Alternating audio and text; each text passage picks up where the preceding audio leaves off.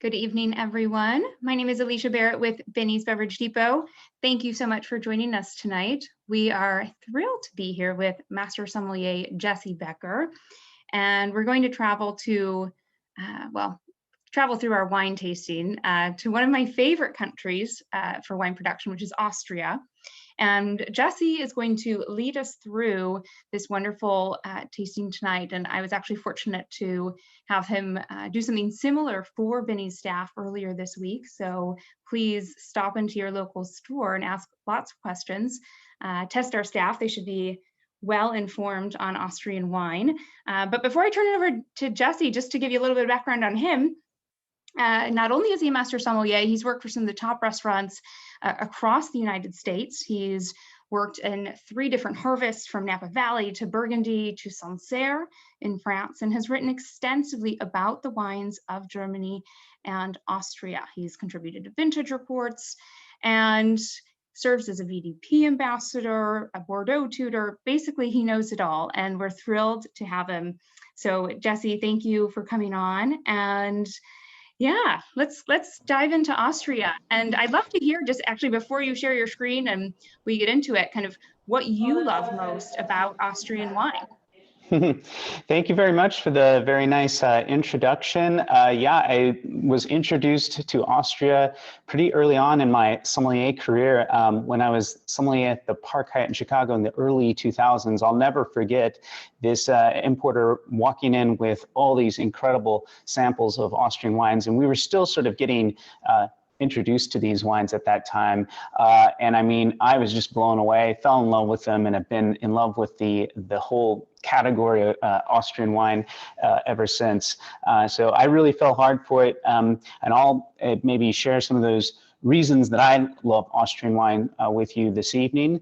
One thing I always like to say kind of at the beginning here is that Austrian wine is not German wine. I mean, it feels like we shouldn't have to say that, but of course they're both German-speaking countries, and they both have reputations for producing world-class Riesling. You know, we associate that first and foremost with Germany, but they make great Riesling in Austria. But from there, the styles of the wines and really the tradition and the history of the 2 wine-producing countries really differs quite a lot. And we'll see that, yeah, Austria is a white wine producing country for the most part. It's 70% white wine, 30% red wine. Their signature grape is Gruner Veltliner. And by and large, the wines are mostly produced in a dry style in Austria. We rarely see the famous like off-dry styles that you might get from the Mosel Valley in Germany.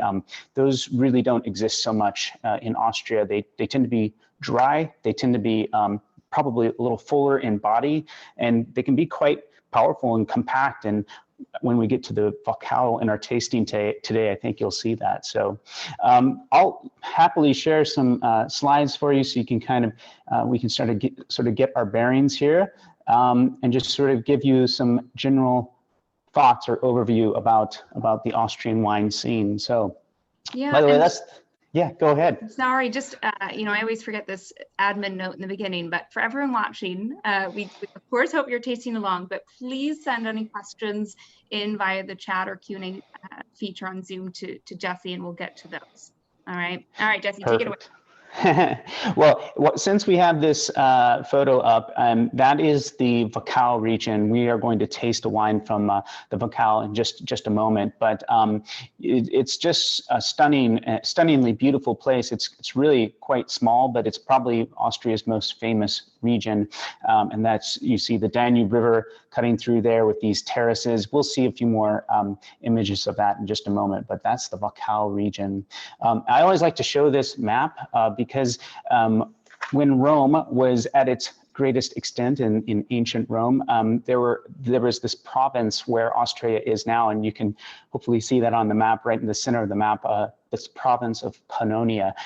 And that term kind of comes up over and over again, especially when you're speaking with the winemakers here. They oftentimes speak about the Pannonian climate. That's this dry, warm air that comes across the Hungarian plain, and it sort of meets with the cool, mountainous air of Austria. And when we see where the wine growing regions are located, you'll see that all the wine growing is in the eastern part of Austria. And one of the things that really influences the wine making, the wine style here, is this Pannonian climate. So I always like to point that out. And then just to get our bearings here with where we are in Europe, hopefully you can see the Danube River there, and it's here's Austria. So I sort of overlaid Austria, and you can see in the sort of northeastern part of Austria there, the Danube River flowing through on its way to Budapest, and then eventually to the Black Sea. And then really probably the most famous wine producing regions in Austria are in that Danube River Valley, places like the Kamptal, Krimstal, the Wachau, of course. But as we'll see here in a moment, it's not just the Danube River Valley. There are some other really fascinating places for wine in Austria. And I love showing this map also because, when we're talking about Germany, we're way up at the 50th parallel north when we're in the Rheingau, and that's really almost the extent of where you can grow the wine grape fully ripen at least in the northern hemisphere. Well, here we're really more in between, in terms of latitude, between Beaune and Champagne, France, and we're not really limited so much by the northern latitude as we are by the altitude. And here is a great sort of picture of that. You can see most of Austria is the Alps, and it's just too high in elevation for most of this country to ripen the wine grape. Therefore, all of the wine growing regions, at least the really significant ones, are in the eastern part of the country. And you can see them detailed on this map here with the area in yellow. We call that Niederösterreich. It means Lower Austria. And you can see the Danube River sort of flowing through these really famous regions such as Kamptal, Krimstal, Wachau. You might notice that it flows right through Vienna there. And Vienna, in fact, is a wine producing region. Fascinating topic and subject, maybe for another time, but there are 600 hectares of vineyard within the city limits of Vienna. Pretty cool. And then the area in red there, that's called the Bergen Lawn region. We're going to taste a wine from Bergen Lawn today. It's the area closest to the Hungarian border. It gets the most of that Pannonian dry air that we were speaking of earlier, and therefore it's the red wine producing area of Austria. Then the area in green, not tasting a wine from there today, but check these wines out. This is Styria or Steiermark, and it's colored in green there, but they actually call this green Austria. It's beautiful. It's a sort of a pre-alpine area. You've got these really sort of dramatic hills, and it's very green and lush with these valleys and forested areas. So fascinating, and they make fantastic aromatic white wines in the Steiermark, especially Sauvignon Blanc. So we'll taste those maybe on another occasion. So here you go. This kind of helps us understand. Out there in the west, you've got, Innsbruck, Tyrol, winter sports. That's where you ski. Over here is where you find the wine. So we're mostly focused today on the Danube River Valley. Of the 4 wines we're tasting, 3 of them are from this area. But that's understandable because this is where you get probably some of the very best Gruner Vetliner and Riesling, and these are really the 2 varieties that probably people think of first and foremost when they think of Austrian wine. And so we're focused on this area, specifically these areas right here today. These are the ones I wanted to sort of point out: Kamptal, Krimstal, and the Wachau. They're actually quite close to one another.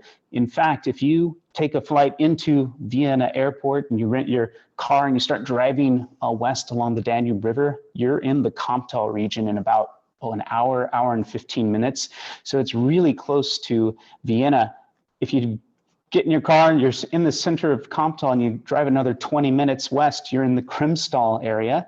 We're going to taste a wine from there in just a moment. And then another 20 minutes, you're in the Wachau. So this is another great thing about Austria, is that it's really easy to travel from one region to the next, and you can really cover a lot of ground in a short period of time because everything's so close to each other.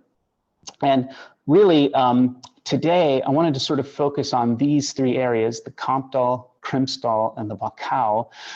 These are really the most famous regions of Austrian wine, especially for Gruner Veltliner and Riesling. And you can see that, for example, the Kamptal, which you see here, it's named after that. That's not the Danube you see in the picture. That's actually the Kamp River. Tal, whenever you see that, that's just the German word for a valley. So it's the valley of the Kamp. And that little sort of stream almost flows into the Danube. And Kamptal, famous for Gruner Veltliner and Riesling, but the wines are of a different style than, say, in the Krimstal or the Wachau. The area itself, it's more of a wide open valley. You get these really deep loess soils. Loess is really important for Gruner Veltliner. It's really deep. It's sort of a loose wind-blown silt and sand. It collected over a long period of time. And wherever you find loess in Austria, you usually find Gruner Veltliner planted in it, and there's a lot of it in the Kamptal region. So there's lots of really famous vineyards here. There's lots of really famous wineries here. So Kamptal is an important region to know. You get wines like Schloss Gobelsberg here, Grundlmeier, Fred Leumer, lots of great producers in the Kamptal. And then if we just travel, look at how dramatically the terrain sort of changes here. The next region over 20 minutes from here is a region called the Krimstal. There's a pretty significantly sized town right on the Danube here called Krems. And you can see that the landscape has started to transition to these really steep sort of terraced vineyard sites. And yeah, this is Krimstal. It's also famous for Gruner Veltliner and Riesling, but the terrain is different. The soil, it becomes more rocky and stony, and I think you get a really sort of different style of Gruner Veltliner and Riesling here. And in fact, I think, first of all, let's point out a few great producers here. In fact, that castle there, that's in the part of the Krimstal where you would find the Nigel winery, great producer here. But there's, once again, a lot of great names here like Solomon Undhoff, Matlerhof, and we're actually going to taste a wine from the Weingut Stadtkrems. And that's the man from Stadtkrems, that is Fritz Miesbauer. And fascinating story here, he used to be the winemaker of the co-op in the Wachau, but he came over to the Weingut Stadtkrems several years ago, and the city of Krems actually owns this winery. So it's an estate winery. They own all their own vineyards. They produce their own wine, and that's the man behind it, Fritz Miesbauer. But today, they're recognized as one of the leading wineries in the Krimstal region, and it is the perfect place to start our tasting today because that's one of the first wines we have today is from the Stadtkrems. Yeah, the Gruner Veltliner. Thanks for holding that up. That's the Krimstal Gruner Veltliner. Great place to start because I would call this classic modern style Gruner Veltliner. So as you'll see on the nose, Gruner Veltliner, one of the things that makes it so unique is it sort of has this, I call it sort of a savory quality. It's got this sort of radish or celery, sort of this spicy note to it. We used to say it's had a lot of white pepper character, which is not as easy to find these days as it used to be, but it's certainly a very savory wine. Would you agree with that, Alicia? Oh, very much so. And whenever someone's asking if Gruner Veltliner is new to you, I always think about kind of, as you said, that celery bit, but that kind of chive and kind of herbal quality. And we are bringing a lot of people in our stores over to Gruner. Some parallels that, if you like these high acid whites that are often fermented in stainless steel and kind of don't see oak, if you're a Pinot Grigio drinker, you'll really enjoy Gruner Veltliner. Even I think you bring people from Chablis, bring people that enjoy kind of Albariño. It's a grape that I know people will continue to fall in love with. They just need to get over to the Austrian Isle. I do want to ask you, Jesse, a question about what you mentioned in terms of that kind of pepper quality, the white pepper that you said is kind of starting to be less recognizable in some of the wines. And I was hoping you could just expand a little bit on kind of why that is. Well, that's my personal opinion, but that's an opinion that I've formed over many years tasting these wines. And I'd say that in the past, you would sometimes open a Gruner Veltliner, it would just smell like you've just cracked some white pepper in a mortar and pestle, and it just is really intense. And I find that less and less these days. The pepperiness comes from the skin of the grape, and you know how Syrah can really have that black pepper character, or sometimes Grenache has got this peppery spice. It's the same sort of chemical makeup that's in the Gruner Veltliner grape, and it comes from the skin of the grape. So sometimes when I find some pepperiness in a Gruner Veltliner, I'll ask the winemaker and they say, oh yeah, I actually practice a little bit of maceration on the skins, and then, oh, there you go, that's where it comes from. But I think maybe one explanation is just that the wines have a little more ripeness than they even had 10 years ago. And maybe it's more of that stone fruit, that peach that's coming through. Like I said, still very savory. I loved your descriptor, chive. That's great. It's got that kind of just subtle, very pleasant sort of spice to it. But the really intense black pepper, not so much. I don't use it as my blind tasting marker for Gruner anymore. Yeah, gone are those days. It was easy at one point, right? Yeah, and you know, Gruner Veltliner, this is the perfect wine to start with because it's made in a really classic sort of fresh style, and it really represents the modern sort of Gruner Veltliner taste, the flavor. And it's also perfect that we're tasting this right now at the end of April, starting into May, because now we're going to start to see finally those vegetables that we love, like asparagus and spring greens, English peas.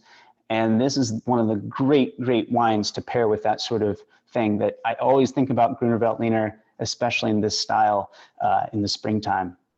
Oh, very much so. Arugula salad, that would be lovely. Perfect. Yeah, and just to say, this is $14.99 on the shelf, and it's something that we always like to share, just the value proposition here in Austria with some of these, I mean, the whites and the reds, but as we look at these white wines, they're just, you'll get great value for money for sure.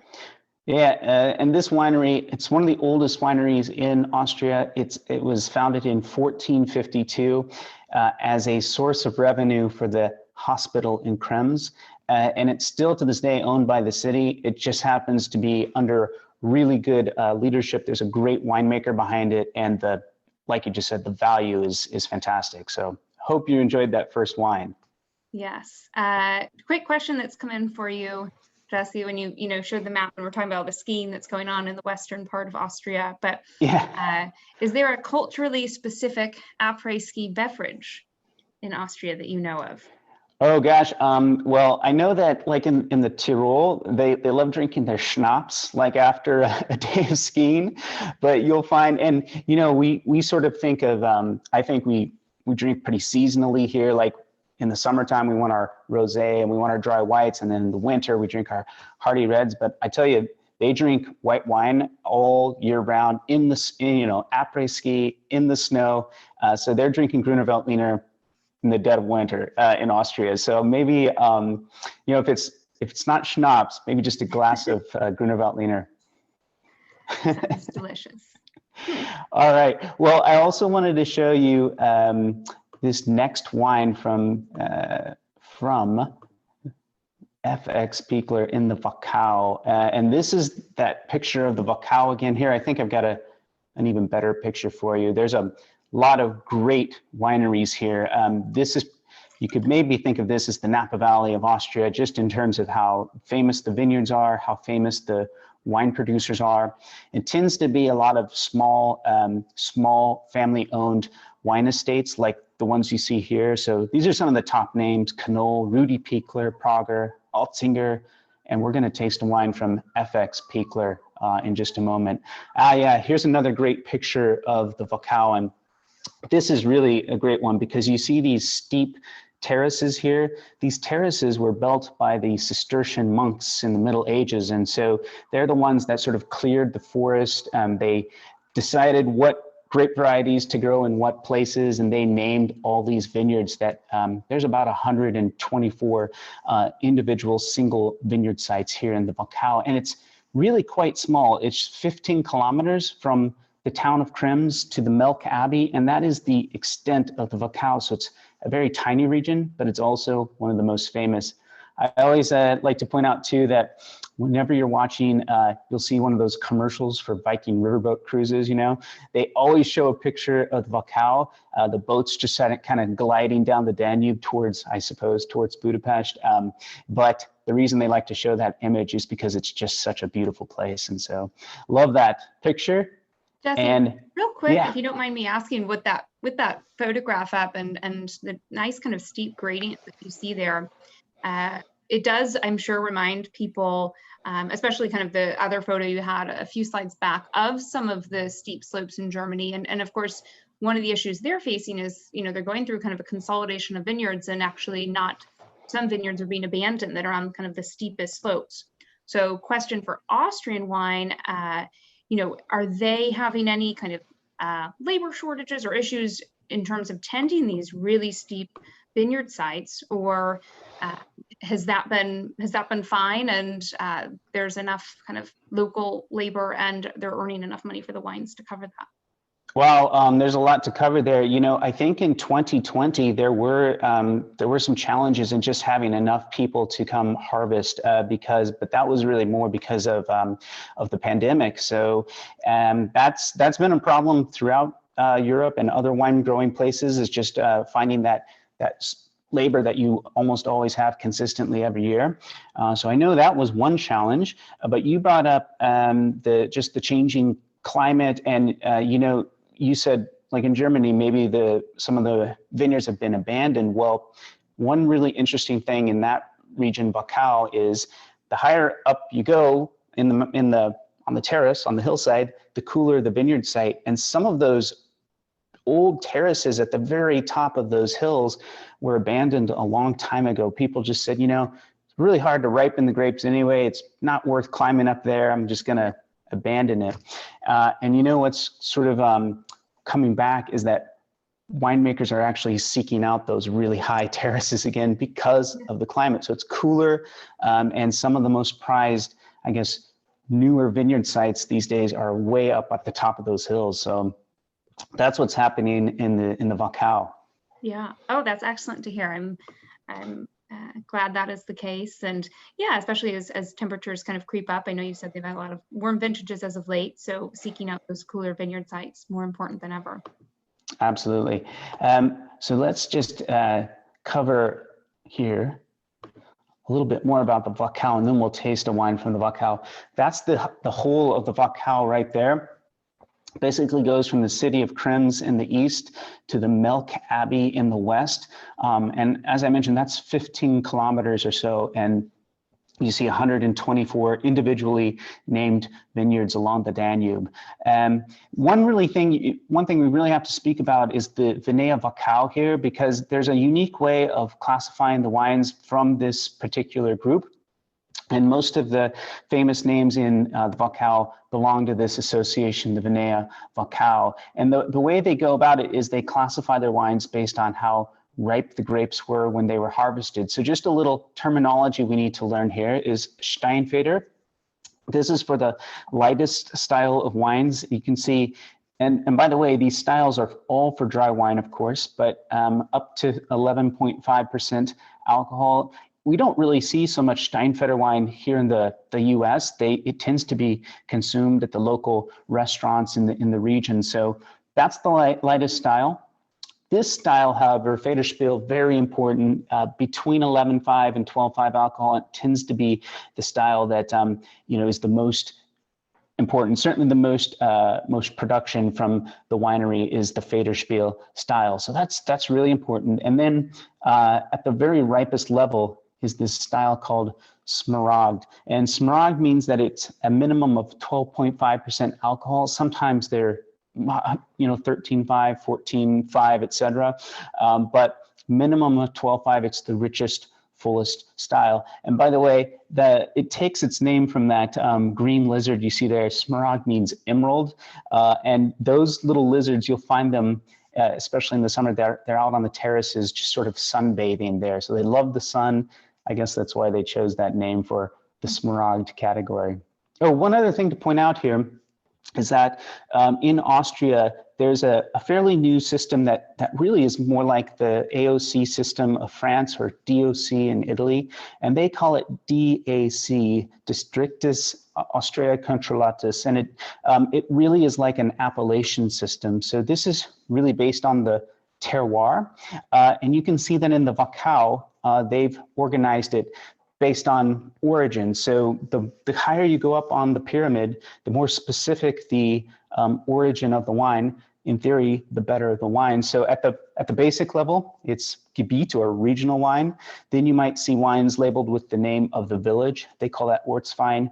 And then at the very top of the pyramid, they call it Ried or Riedenwein. It means single vineyard wine. And this is part of their DAC, their new DAC. It's brand new as of the 2020 vintage, but it's just some terminology, and it's a way to think about how they're marketing their wines. You know, it's exactly like Burgundy. So if you're familiar with the system they use in Burgundy, it looks exactly like that. We're going to taste a wine next from one of the most famous wineries in the Wachau. This is the winery of FX Pichler. I love how modern that is, and you know, just what a stark contrast to the steep stony rock behind it. But that's the FX Pichler winery, and that's the elder gentleman in the photo. That's FX Pichler. Today his son runs the winery. That's his son Lucas, and we're tasting a great Gruner Veltliner Federspiel. It's from a single vineyard called the Klostersatz, and in fact, I've got a great picture there. So you can see it's the Danube River, and then you can see where the Klostersatz is located. It's fairly close to the Danube. And now I'm going to stop my screen share so we can talk about what the wine tastes like. So when we're in the Wachau, there we go, thank you, the FX Pichler Klostersatz Gruner Veltliner Federspiel. When we're in the Wachau, we usually expect the wines to have more richness. They can be quite full-bodied, very intense on the nose and palate. And whereas the Krimstall, the Stadtkrims Gruner Veltliner was very crisp and fresh, this probably has a little more texture and intensity to it, but I'm curious to see what Alicia thinks. I think the first thing you notice with this wine is the aromatic intensity is much greater than the Stadtkrims. And then from there, it's just kind of everything's a little like on steroids. The texture is rounder, the body is fuller, more fruit profile as well, in addition to all the savory notes that we've been talking about, but kind of some riper fruits that really fill out the body of the wine. This is one of my favorite Austrian wines that I buy personally quite a bit. And it's at the price point it's at, I think it's $36.99 on the shelf, or maybe a couple dollars less, I'll clarify it, but it is gorgeous with food. And sometimes, you know, we think about Gruner Veltliner as kind of like this patio wine, and maybe that's the case with the first one, and we talked about some vegetable options, but this is just crying out for wonderful kind of, even you can go all the way to kind of poultry, anything with herbs in it, I think will be lovely, but still has the refreshing acidity, some kind of flaky white fish with, again, grilled vegetables, so forth, all fantastic. So I think really versatile. And a couple kind of follow-ups on this. The vintage we're having is 2017, so it is 4 years old now, showing kind of the ageability of Gruner that will continue to hold for many years to come. I'm interested, Jesse, if you can kind of describe for us as Gruner ages and maybe advise how long people should hold on to a bottle like this for, but what should we expect in the profile of the wine? Well, you're right. I mean, in the Wachau especially, we expect the wines to have more richness and texture. That being said, the Federspiel style is still intended as sort of a crisp style that you wouldn't necessarily age for decades. Maybe you could do that with a Smirag wine, but usually Federspiel, they intend for it to be, you know, consumed, enjoyed in, 5-10 years probably at the most. You still want it to have a certain amount of, sort of freshness to it. And you mentioned earlier the acidity of Gruner Veltliner. While not as high as Riesling, it still has this really persistent sort of crisp acidity. So when you were talking about like a perfect flaky whitefish, like go get that perfect piece of halibut and just prepare it really simply. Maybe at the end, just squeeze a little lemon, olive oil, sea salt. Don't do too much to the fish, and then let the wine do the work. I think you'll be really impressed. You know the signature dish of Austria, right? It's the Wiener Schnitzel, which is not a fast food restaurant. Well, wait, it's a fast food restaurant in California, but the real dish is a fantastic pork or veal cutlet. They pound it thin, and it's fried in butter, and it sort of souffles. It's a really elegant dish. It can be great. And anyway, this is a great wine for that sort of thing. So it's got a broad range of uses at the table. And yeah, Gruner Veltliner can be very long-lived. I've had some Gruner Veltliner, especially Smirag wines, that have been a couple of decades old, and it's really impressive. In a nice cool cellar, they can age beautifully. Yeah. Thank you. I just got confirmation, $36.99 on the shelf for this Pichler. Couple questions that have come in.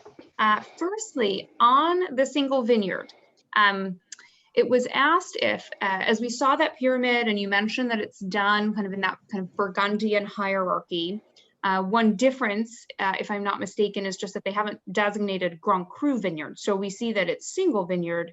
Do you anticipate that the DIC system will ever designate certain vineyards and kind of add that extra layer? This is a great question because what this term reed means, and by the way, reed is a really old Austrian word, like it goes back to the Middle Ages, and we don't see that word used in Germany or anywhere else in German-speaking Europe, so it's really unique to Austria, but it means single vineyard, and that's all it means. So it actually has no connotation of classification or superiority to another vineyard.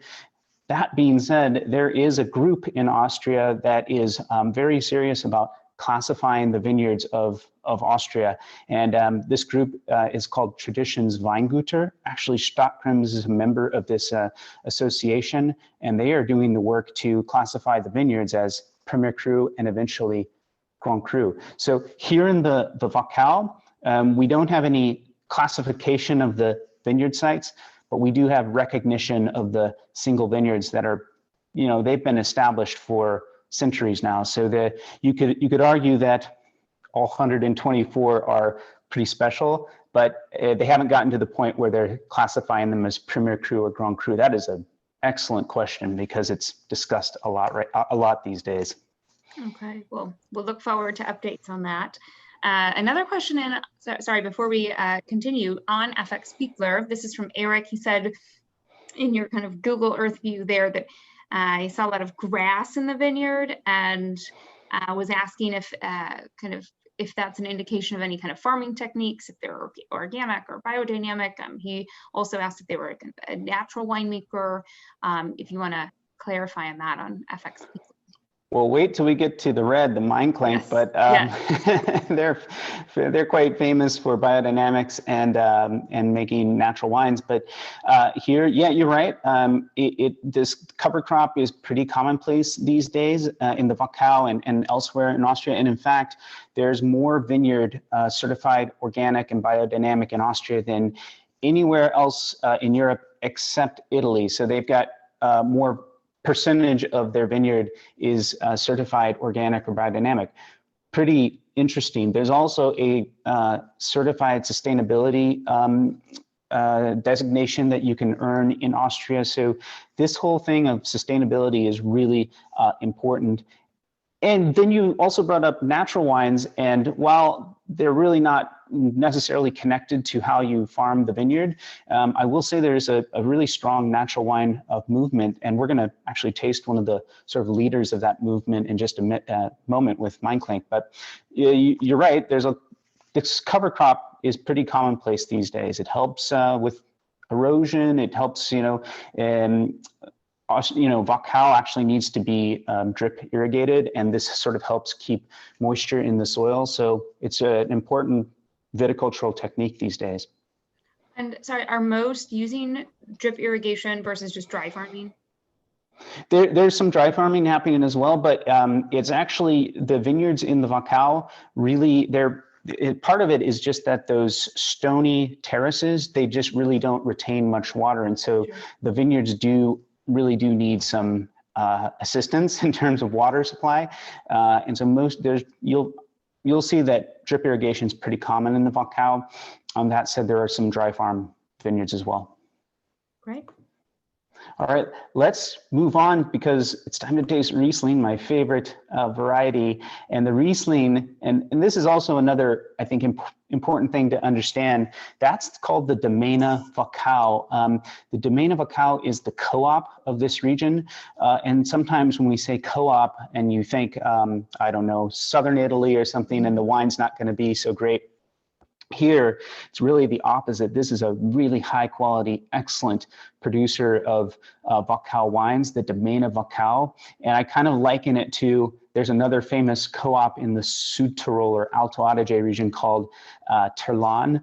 And they're sort of along those lines. Very, very high quality wines, very respected for what they produce. And the man behind the Domaine Wachau, the co-op, is this man. He's an MW, actually. His name is Roman Horvath, and he's really pushed this co-op to the level that it is today. And the wines coming out of the Domaine Wachau have never been better. So they've always produced really excellent wines, but today I think they're really super. And the reason we've positioned this here is because when you're tasting in Austria, you almost always taste Gruner Veltliner before the Riesling, and that really has nothing to do with the Riesling being sweet or anything like that, because as I said, they don't really have the tradition of making those off-dry styles in Austria. So you'll see that it's dry. The tradition, though, is usually just to taste the Riesling after Gruner Veltliner, so that's why we did it in this order. But what you're tasting is classic Austrian Riesling style with very sort of dry characteristic. It's Federspiel once again. And by the way, it is 18 vintage, and these 18 Rieslings have been tasting really, really good lately. So I'm curious to get your feedback on this, Alicia. Yeah, this is on the shelf for $19.99, and we love bringing people to Austrian Riesling because of the point of you can be assured that it is in a dry style. And when you go into this wine, it's everything that I'm sure you love about Riesling, as do many, but it's so perfumed, it's so aromatic. You get kind of this honeysuckle and yellow and white flowers, and tons of there's a lot of ripe citrus, and thinking about kind of nectarine and orange zest and Meyer lemon, and then you get well into kind of some really nice stone fruits, kind of peaches and apricots and so forth. But yeah, really, really pretty. A little kind of definitely kind of minerality to it as well, underlying all of that, kind of a flinty wet rock quality, but absolutely beautiful. And the other thing, as we kind of compare it with the Gruner, we kind of see that acid kind of come back up a little bit. And Jesse mentioned, though Gruner Veltliner are very refreshing in its acid profile, this Riesling kind of, jumping up again. So again, very food friendly, and it's one of my go-tos. It's kind of hard to think of a bad pairing with it, but I also eat a lot of sushi, and so I tend to keep Riesling on hand quite a bit. But also, as thinking about springtime as we're in that season, and again, all of the kind of the grilling and kind of lighter fare salads and vegetables and stuff. So, yeah. Yeah, well, you mentioned sushi, or what about ceviche? Sometimes that's so tricky for wine because what is ceviche? It is fish that's sort of cooked in acidity and acid, and it's always very bright and intense with that. But then you taste a dry Riesling like this one with a really intense sort of acidic dish, and it's the sort of perfect pairing. So I love that. And while we're speaking of the acid, I mean, that's what you want to cut any sort of fatty richness. So of course it works well with pork, or you can do sort of a rich poultry braise or something. Riesling's one of our favorite wines to pair with food. So classic in style, and you'll notice it's a little richer, a little more texture than a German style, probably a little more heft to it, but that's also just because we're talking about a different climate. It's not as far north on the map. You're getting that warm Pannonian influence, and that's why the wines have a little more ripeness and texture than, say, most of our even dry German styles that we encounter. Yeah. You know, it's interesting, for as prized as Austrian Riesling is, just as a percentage of production, it's really not that much, right? And are you seeing any shift in trends in terms of plantings, or are wineries kind of going for Riesling a little bit more? Or it's all of 4% of their total plantings, so it's very, very small. They're famous because it's so good, but it's a really small percentage of their total production. I think that might have a lot to do with the different sort of soil types that you find throughout the Danube River Valley, for example, because in a place like the Comtal, or especially the Wagram area, you get this really deep loess soil, great for Gruner Veltliner. But when you're in the Wachau, when you're in the Krimstal, you'll find these really stony, rocky terraces, and this is exactly what Riesling wants. So part of that, I think, has to do with just the soil makeup of these different regions. There's an area called Triesental. They've got limestone, and the Riesling is really different than in the Wachau, but you're totally right. It's a really small percentage of what they do.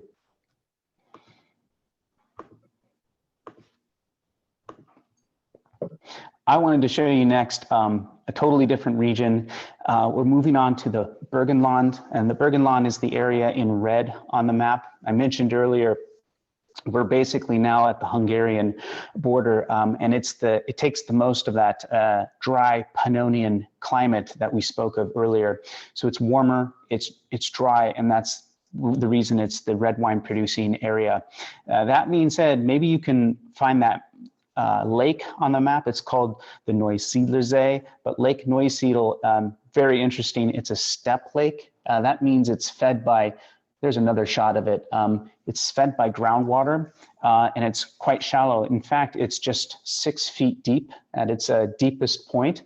So you can even walk across it if you want. I've never walked all the way across, but I've been about 30 meters into the lake, and the water was only up to my shins, so very shallow.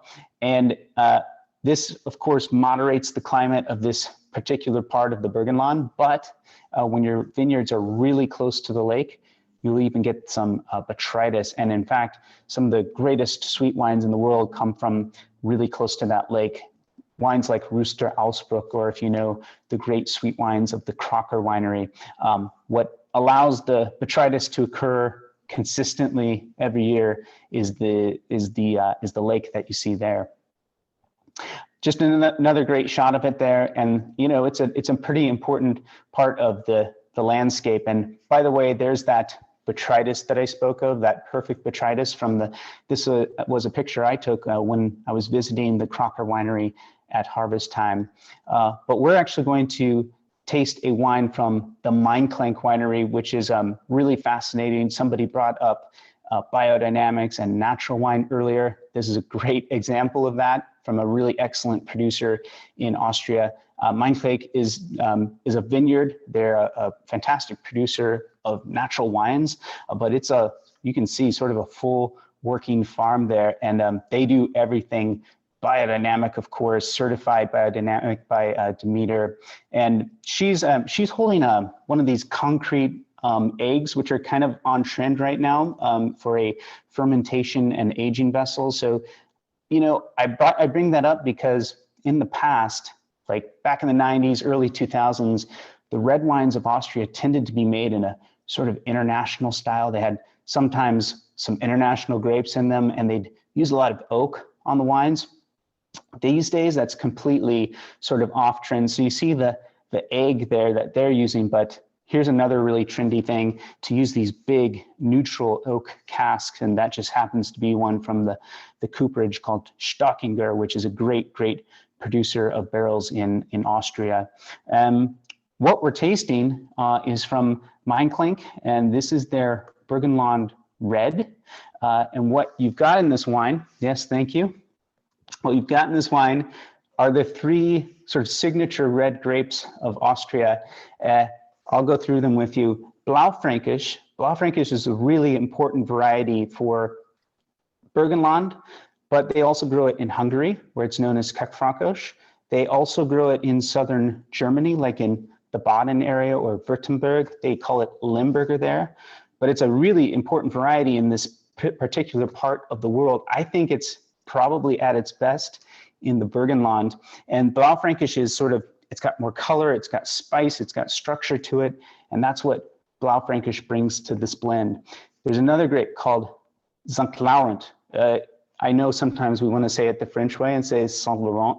We know what you mean, but it's, if you want to say it the German way, it's sort of like saying Sant Laurent. Sant Laurent is very similar to Pinot Noir, brings perfume, brings acidity to the wine, and then Zweigelt. And Zweigelt is actually a crossing of the other two grapes. It was invented in 1922 by Dr. Fritz Zweigelt at the Klosterneuburg winemaking college in Austria. And today it's the most planted, most popular red grape variety in Austria. It's soft, it's fruity, it's easy to drink. And this wine is a blend of these three varieties. So certified biodynamic, made in a very natural way.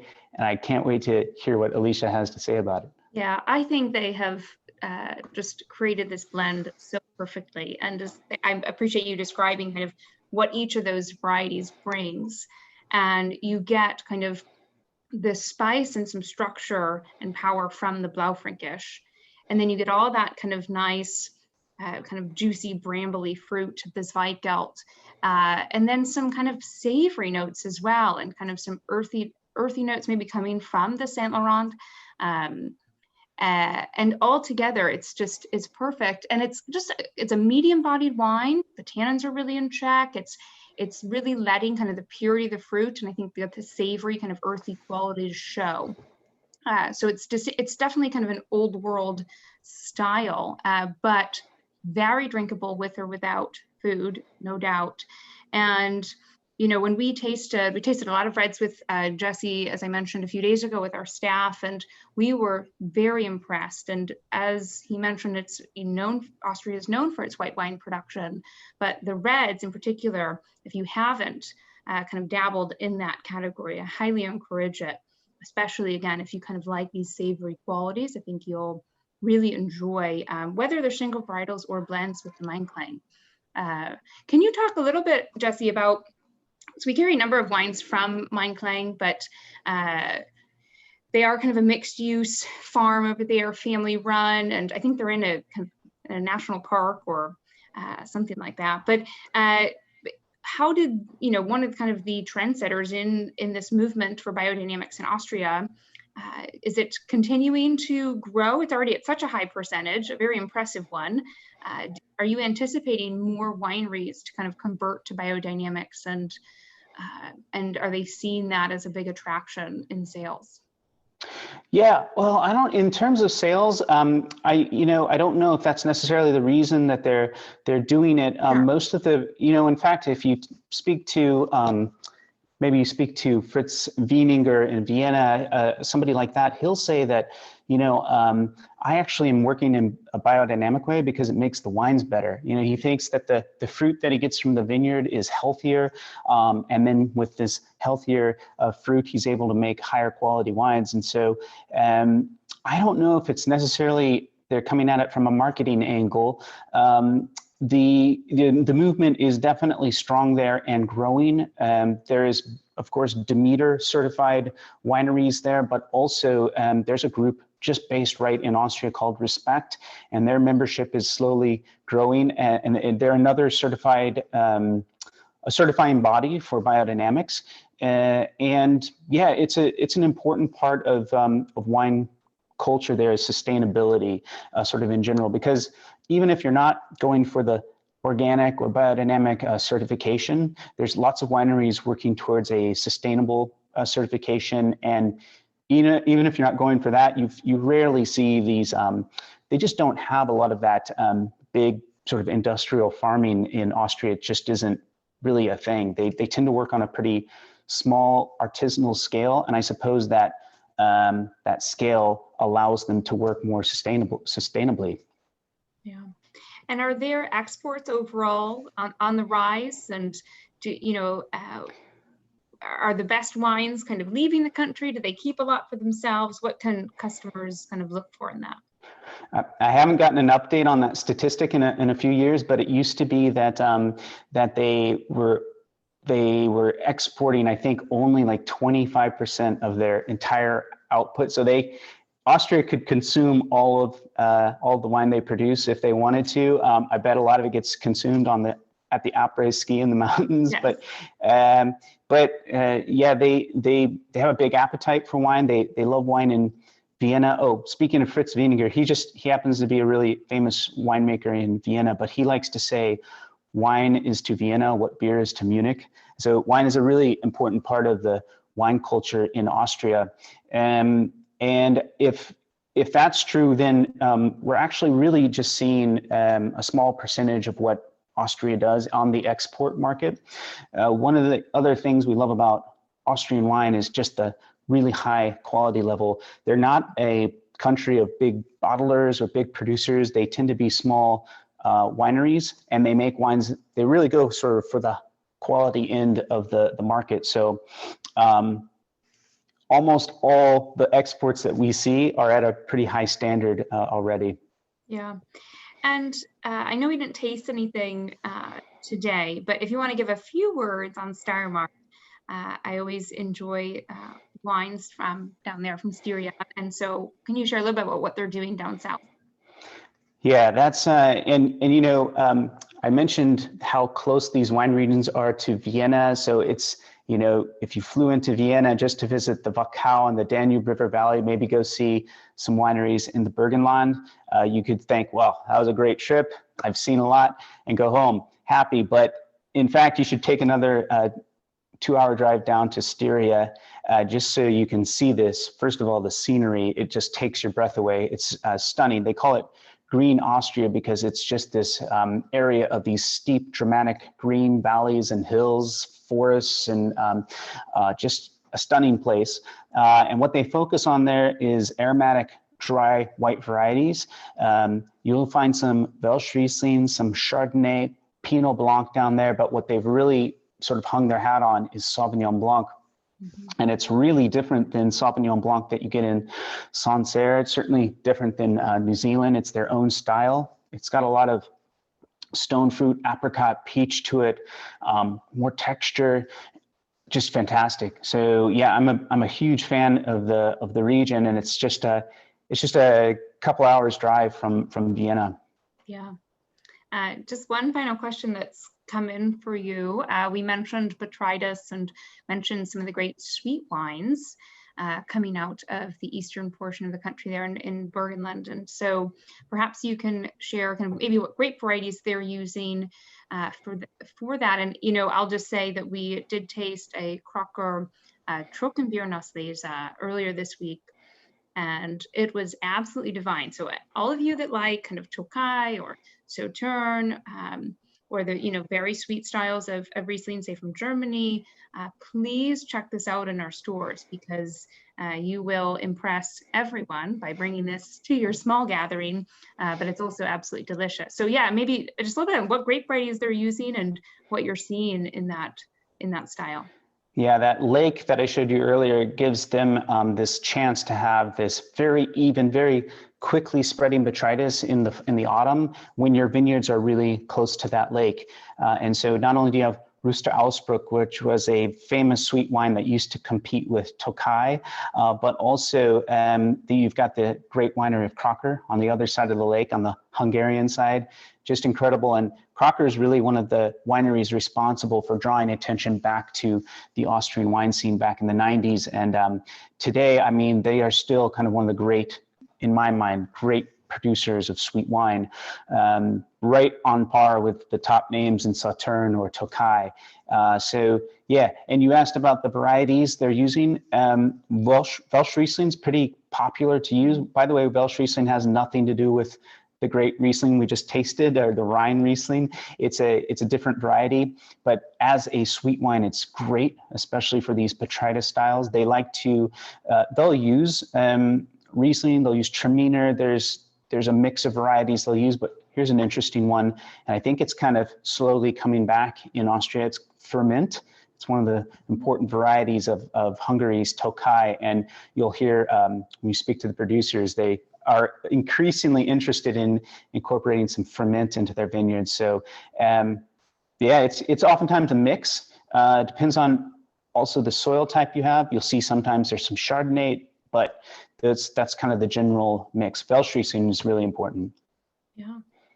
Well, thank you so much for your time, Jesse. It's always a pleasure, always a wealth of knowledge. And for those watching now or in future, I hope you enjoyed the wines, and please visit your local Binny's and shop the Austrian aisle, because there is just so much to uncover. And as we said, just great value for money as well across the board, whites all the way through the reds.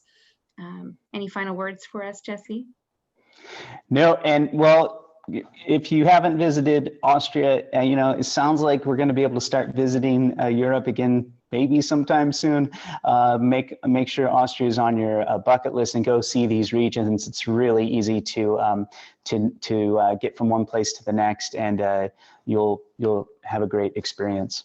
Yeah, I gotta go have some Wiener Schnitzel. And yes. Yes.